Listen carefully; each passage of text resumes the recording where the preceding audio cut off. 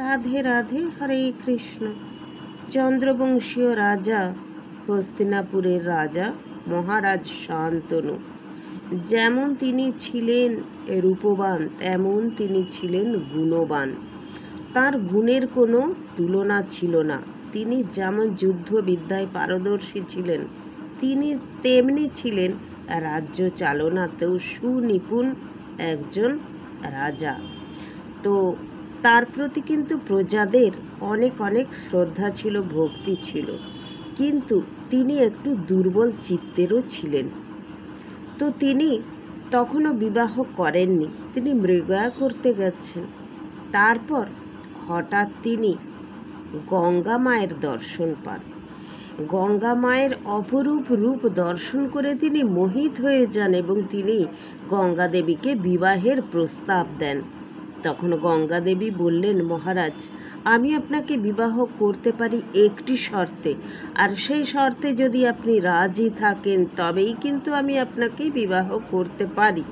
তখন মহারাজা শান্তনু তো গঙ্গা দেবীর প্রেমে পড়েছেন। তিনি বললেন যে আপনি দেবী আমাকে যা শর্ত দেবেন আমি তাতেই রাজি হব, কিন্তু আপনাকে আমি বিবাহ করতে চাই, কারণ আপনাকে আমি প্রচণ্ড ভালোবেসেছি। তখন বললেন গঙ্গা দেবী, ঠিক আছে, কিন্তু আমি কি কাজ করব না করব বিবাহের পরে আপনি আমাকে কোনো প্রশ্ন করতে পারবেন না, আর যদি কখনো আপনি আমাকে প্রশ্ন করেছেন তবে সেই মুহূর্তে আমি আপনাকে ছেড়ে চলে যাব, এক প্রকার ডিভোর্সের মতো কিছুটা। তার কথার খেলাপ করলে তিনি তাকে ত্যাগ করবেন, তার স্বামীকে ত্যাগ করবেন, এবং পরবর্তীকালে তিনি সেটা করেছিলেন। তো কেন করেছিলেন তার কারণও আছে। বেশ দুজনে সুখে শান্তিতে সংসার করছেন। হঠাৎ করেই তাদের সংসারে যখন নতুন এক রাজকুমারের আবির্ভাব হলো, তখন মহারাজা শান্তনু আনন্দে উদ্বেলিত হয়ে গেলেন। তার রাজসভায় নতুন রাজকুমার আসছেন, যাকে তিনি যুবরাজ্যে অভিষিক্ত করবেন, তার প্রথম সন্তান, প্রথম রাজকুমার। তিনি অত্যন্ত খুশি, অত্যন্ত আনন্দিত। তিনি গঙ্গা দেবীকে বললেন যে আমার কি আনন্দ যে আমার রাজ্যে প্রথম রাজপুত্র আসছে। গঙ্গা দেবী নিরুত্তর, কোনো কথা বললেন না। যথাসময়ে তার একটি পুত্র সন্তান হলো। মহারাজা সবাইকে মিঠাই পরিবেশন করছেন, সবাইকে মিষ্টি খাওয়াচ্ছেন, কেননা তার রাজ্যে প্রথম রাজপুত্র এসেছেন। তারপর দেখলেন যে গঙ্গা দেবী তার পুত্রকে নিয়ে কোথায় চলে যাচ্ছেন। তিনি অনুসন্ধান করলেন এবং তিনি গঙ্গা দেবীর পিছন নিলেন। পিছনে পিছনে গিয়ে দেখলেন গঙ্গা দেবী তার পুত্রকে নিয়ে গিয়ে গঙ্গা নদীতে ভাসিয়ে দিলেন।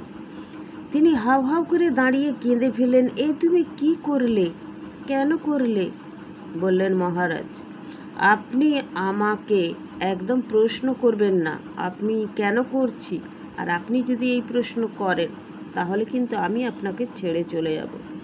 মহারাজা দু চোখে জল নিয়ে চুপচাপ রাজ্যে চলে এলেন।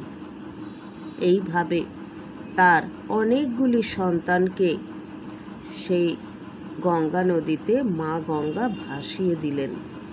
শেষের বেলায় যখন দেবব্রত হলো, অর্থাৎ ভীষ্মের জন্মের পর তাকে যখন ভাসাতে গেলেন, তখন আর মহারাজা শান্তনু স্থির থাকতে পারলেন না। তিনি বললেন, না দেবী, আমি এই পুত্রকে কিছুতেই দেব না।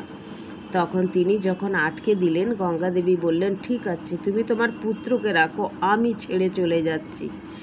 তখন কি করবেন? দেবব্রতকে কোলে নিয়ে চোখের জল ফেলতে ফেলতে আর মহারাজা শান্তনু চলে এলেন রাজপ্রাসাদে। কিন্তু তার স্ত্রী বিয়োগের কষ্ট হলো, কিন্তু তিনি পুত্রকে হাতছাড়া করলেন না।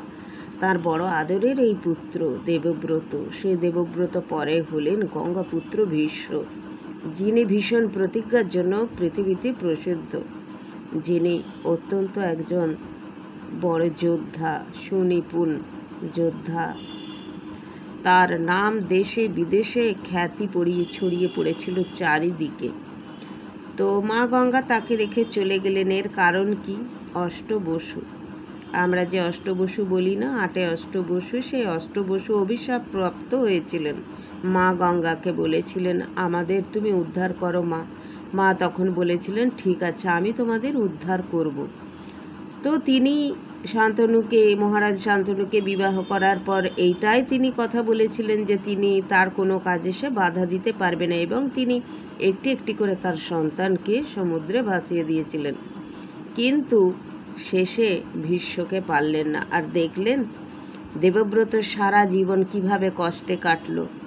তিনিও যদি তখনই অভিশাপ থেকে মুক্তি পেতেন তাহলে তার জীবনে হয়তো এই কষ্ট হতো না।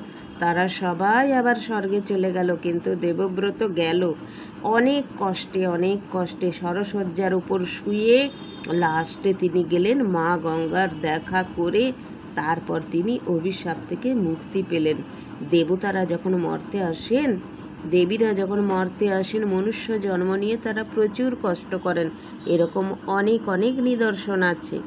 আর এটা তো ছোট্ট করে আমি দেবব্রতর কথা বললাম। তো মহাভারতের এই কাহিনী চলতেই থাকবে, আপনারা যদি শুনতে থাকেন, আমিও বলতে থাকবো। রাধে রাধে, সবাই খুব ভালো থাকবেন। জয় শ্রীকৃষ্ণ।